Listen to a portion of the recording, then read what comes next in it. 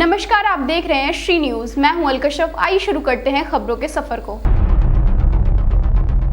90 सदस्यीय हरियाणा विधानसभा के चुनाव के लिए सत्तारूढ़ भाजपा ने बुधवार को अपनी पहली सूची में 67 उम्मीदवारों के नामों की सूची जारी की है। इनमें 8 महिलाएं हैं। पार्टी ने 2 बार चुनाव हार चुके उम्मीदवारों पर दांव नहीं खेला और 40 सीटों पर उम्मीदवार बदल दिए हैं।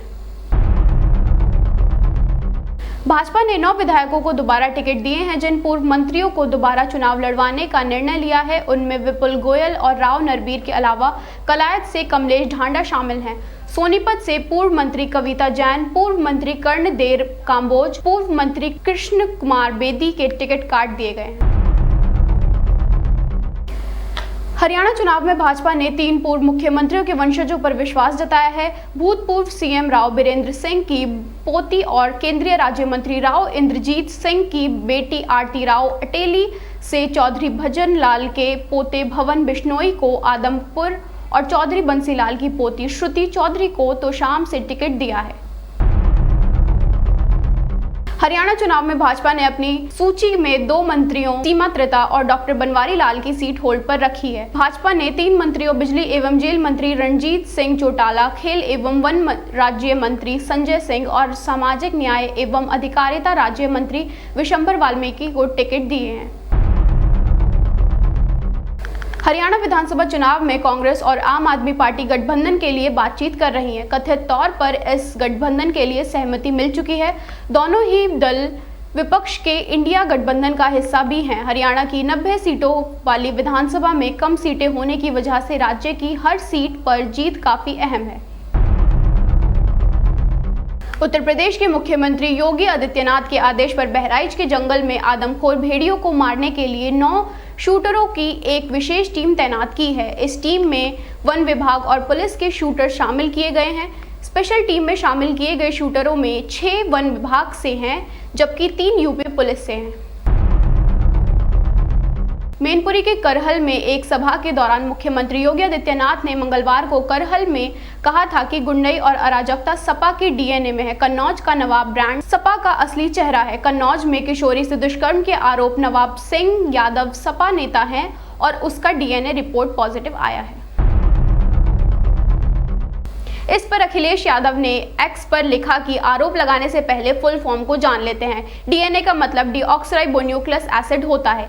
वैसे जानते होते तो भी बोल ना पाते। सपा अध्यक्ष ने आगे लिखा कि अरबों करोड़ों में सांसद विधायक की भर्ती करवाने वाले जितना कम बोलें उतने में ही उनकी इज्जत है। ज्यादा बोलने वालों को ही ज्यादा सुनना पड़ता है।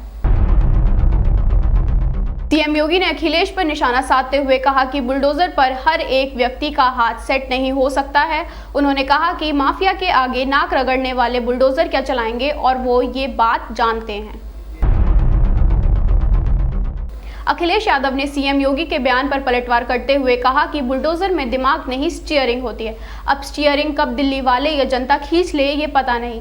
सपा मुखिया ने कहा कि उनकी बीपी बढ़ गई है, अब दिल्ली जाकर बैठे।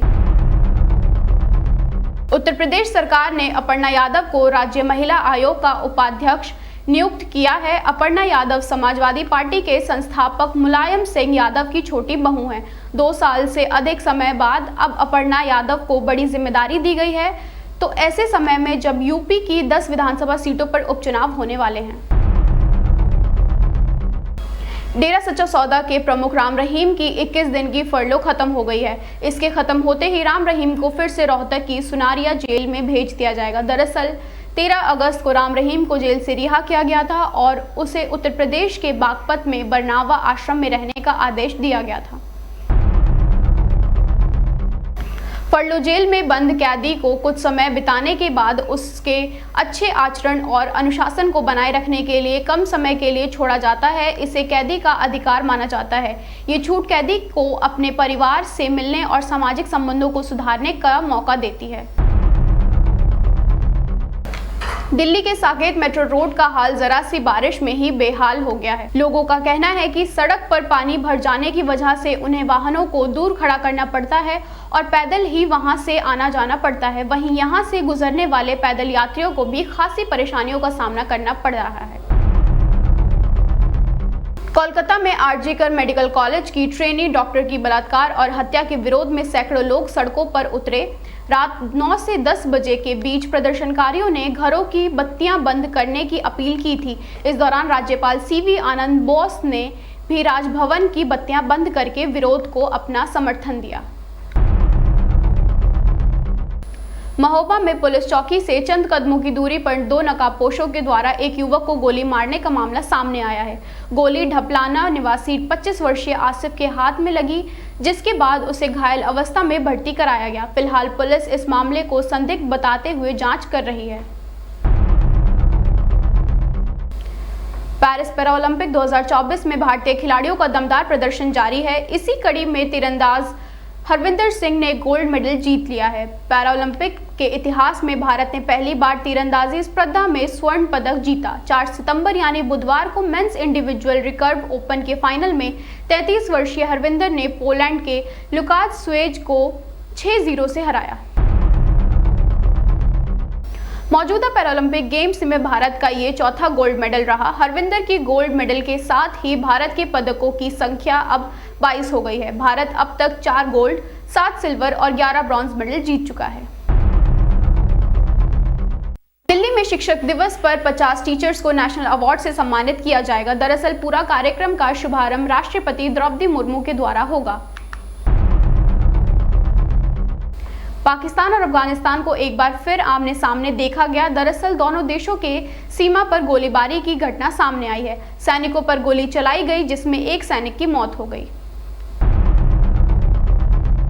ऐसी ही खबरों के लिए बने रहिए श्री न्यूज़ के साथ।